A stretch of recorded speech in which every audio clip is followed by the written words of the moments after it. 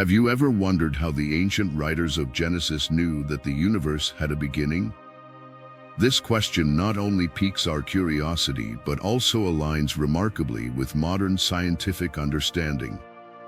In a time when the concept of a universe with a beginning was far from established, Genesis makes a bold claim that has intrigued scholars, theologians, and scientists alike. Today, we explore this mystery. How did Genesis know that the universe had a beginning, and what does this mean for the interplay between faith and science? Join us as we delve into the ancient text, uncover its mysteries, and confront its contradictions with modern science. The book of Genesis is the first book of the Bible and holds a central place in Judeo-Christian tradition. It offers a profound narrative about the origins of the world, humanity, and the nature of existence. Written thousands of years ago, its accounts of creation, the Great Flood, and the early patriarchs formed the foundation of many religious beliefs. Yet, the question of how its authors conceived such ideas remains a subject of great intrigue. Genesis is traditionally attributed to Moses. Although it is likely that the stories within were passed down through oral traditions long before being written down. The first chapter of Genesis begins with the famous lines, "In the beginning, God created the heavens and the earth." This declaration sets the stage for a series of creation events that have been interpreted in various ways throughout history. The narrative in Genesis is divided into two distinct creation accounts. The first account, Genesis 1 verse 1 until chapter 2 verse 3, outlines the creation of the world in 6 days, culminating in the creation of humanity.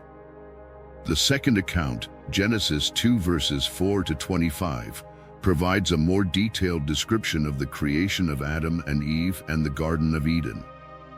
These stories have been the subject of extensive theological and scholarly analysis, raising questions about their origins, meanings, and implications.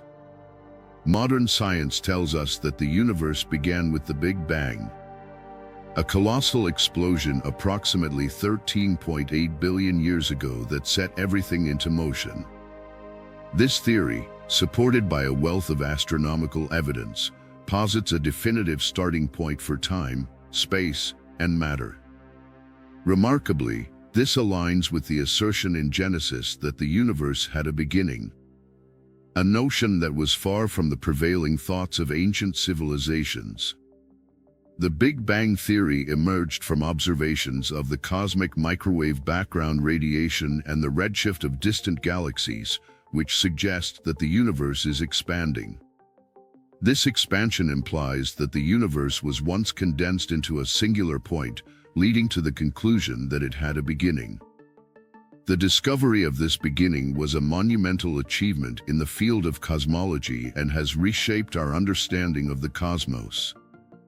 Before the Big Bang theory was widely accepted, many scientists believed in a steady-state universe, which had no beginning or end. The shift to the Big Bang theory represented a significant change in our understanding of the universe's origins. This scientific narrative aligns with the idea presented in Genesis that the universe had a definitive starting point, sparking curiosity about how such ancient texts could anticipate modern scientific discoveries. While Genesis aligns with the idea of a beginning, it diverges significantly from scientific chronology in other areas. One notable contradiction is the sequence of creation. According to Genesis, the earth was created before the sun. In Genesis 1 verses 1 to 19, it is stated that God created the earth first, and the sun, moon, and stars were created on the fourth day. This directly contradicts scientific evidence that shows the sun formed first, followed by the planets, including Earth, from the residual matter in the solar nebula. The scientific consensus is that the sun formed about 4.6 billion years ago from a collapsing cloud of gas and dust. The Earth and other planets in our solar system formed from the remaining material in this cloud. This process took millions of years and involved complex interactions between gravity, heat, and matter. The sequence of events described in Genesis, where the Earth is created first and then the Sun, presents a significant challenge for those seeking to reconcile the biblical account with scientific findings. Furthermore, the formation of light before the creation of the Sun poses additional questions. Genesis 1 verses 3 to 5 describes God creating light and separating it from darkness, calling the light day and the darkness night. This light is often interpreted as a primordial or divine light, separate from the light produced by the sun.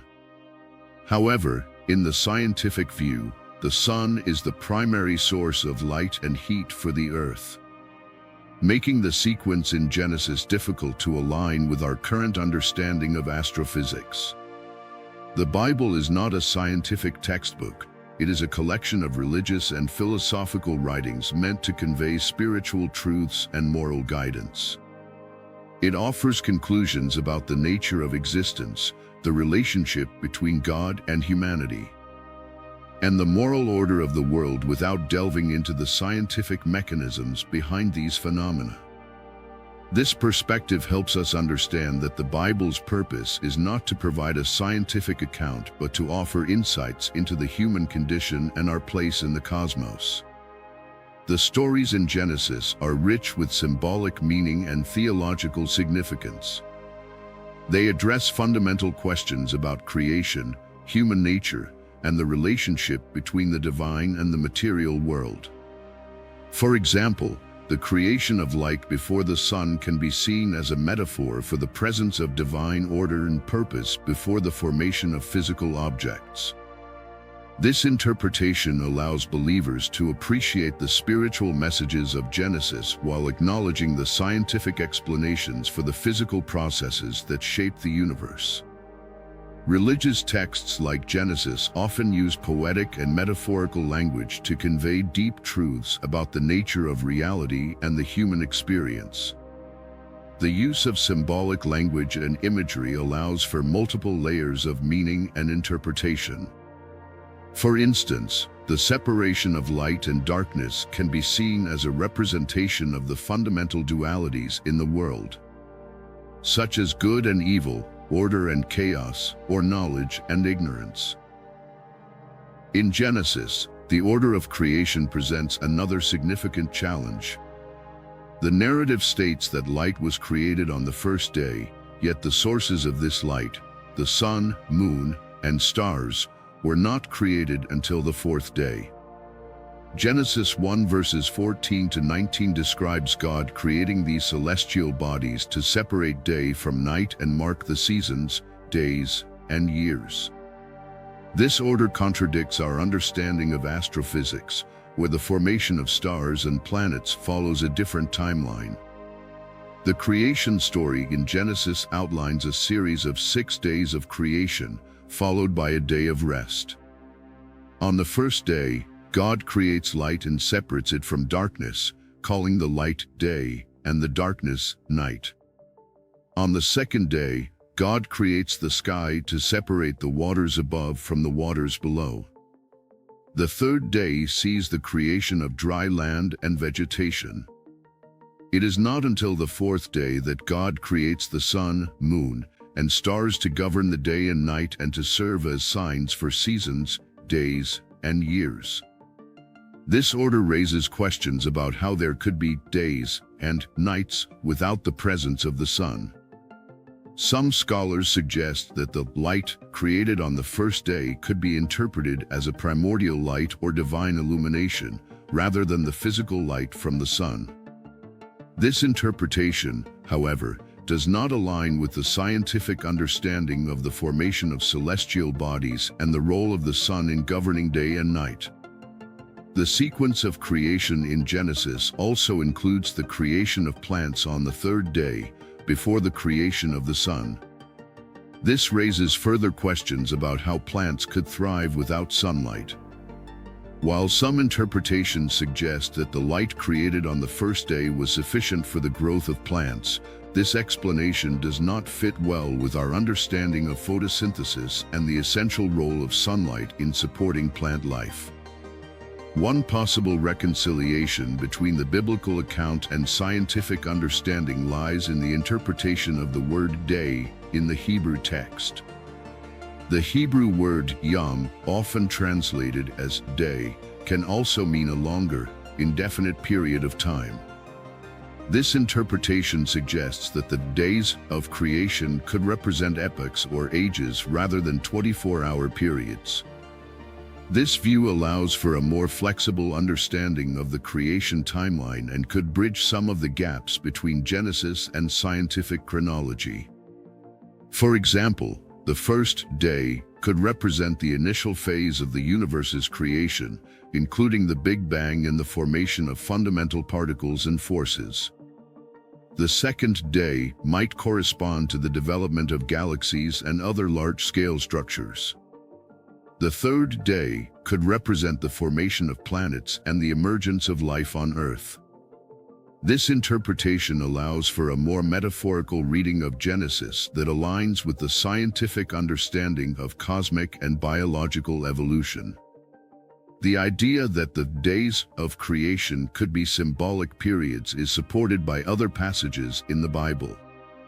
For instance, in Psalm 90 verse 4, it is written, "For 1,000 years in your sight are like a day that has just gone by, or like a watch in the night."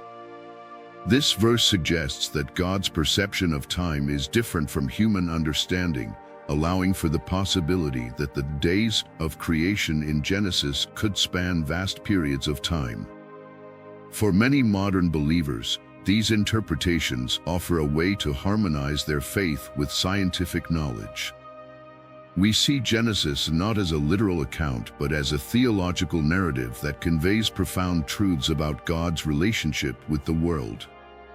This approach allows us to appreciate the spiritual messages of Genesis while accepting scientific explanations for the physical processes that shape the universe. This perspective is supported by many theologians and religious scholars who emphasize the importance of understanding the context and purpose of biblical texts.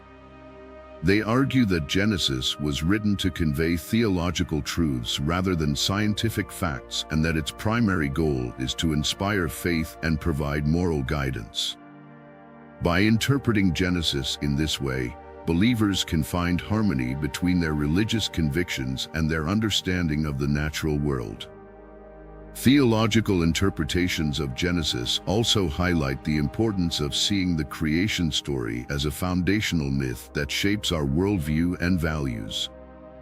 Myths are not merely fictional stories. They are powerful narratives that convey essential truths about the human experience and our relationship with the divine.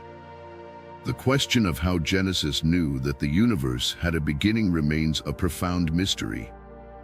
Whether seen as divinely inspired insight or ancient wisdom, this alignment with modern science invites us to reflect on the deeper connections between faith and reason. The story of Genesis is not just about the creation of the world, it is about the creation of meaning and purpose in our lives. It challenges us to think deeply about our origins, our destiny, and our relationship with the divine. By embracing both the spiritual insights of Genesis and the scientific discoveries of our time, we can gain a richer and more nuanced understanding of the world and our place within it. The ancient texts of Genesis, with their profound and poetic narratives, continue to inspire and challenge us, inviting us to explore the depths of our existence and the wonders of creation. Thank you for joining us on this journey. If you found this video insightful, please like, share, and subscribe for more explorations of faith, theology, and the mysteries of the divine.